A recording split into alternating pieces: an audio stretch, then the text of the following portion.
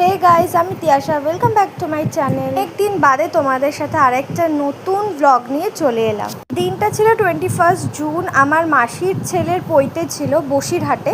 আমাদের সবার নেমন্তন্ন ছিল, তো আমরা সেখানেই যাচ্ছিলাম। নেমন্তন্ন তো আমাদের দুদিন আগে থেকেই ছিল, বাট সানডে ছাড়া আমাদের যাওয়ার আর উপায় নেই।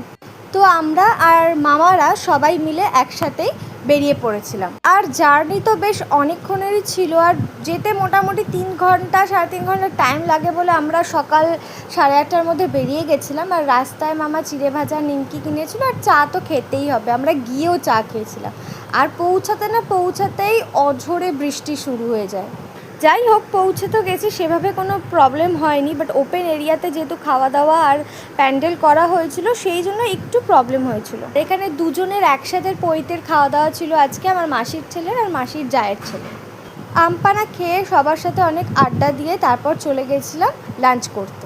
মেনুটা তো শেয়ার করলামই, তোমরা চাইলে পজ করে দেখে নিতে পারো। তো খাওয়ার স্টার্ট করলাম ফিশ ফ্রাই দিয়ে।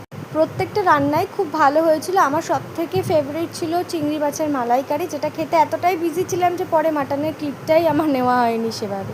তারপর চাটনি, পাঁপড়, মিষ্টি, আর সবার শেষে ছিল পান।